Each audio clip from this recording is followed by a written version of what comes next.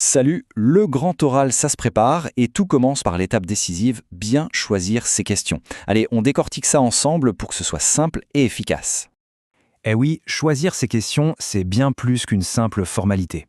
C'est vraiment la première chance de capter l'attention, de choisir un terrain de jeu où on va pouvoir montrer ce qu'on a dans le ventre et pas seulement ce qu'on a appris.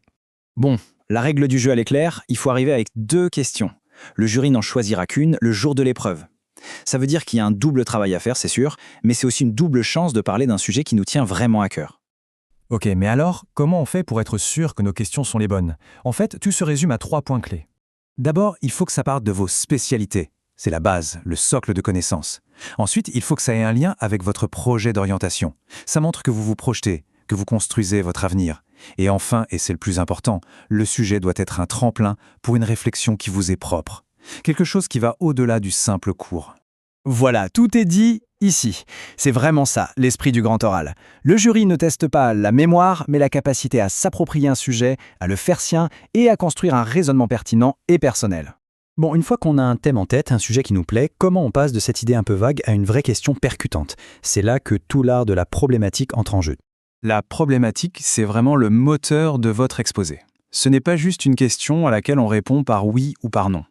C'est le fil rouge qui va guider toute l'argumentation et qui demande une réponse nuancée et construite.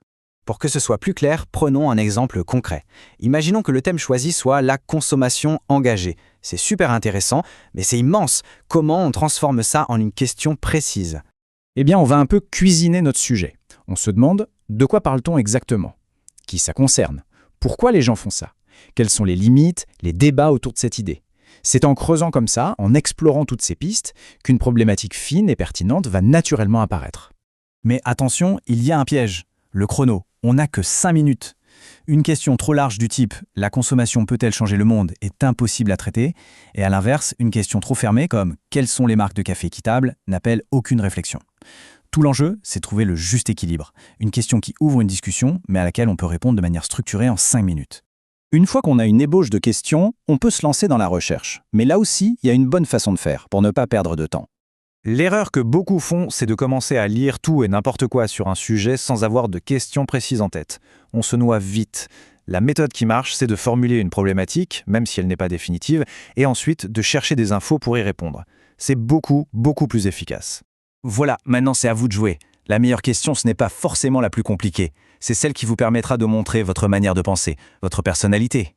Il faut trouver la question qui vous ressemble, celle qui mettra en lumière vos connaissances, bien sûr, mais aussi qui vous êtes. Bonne recherche!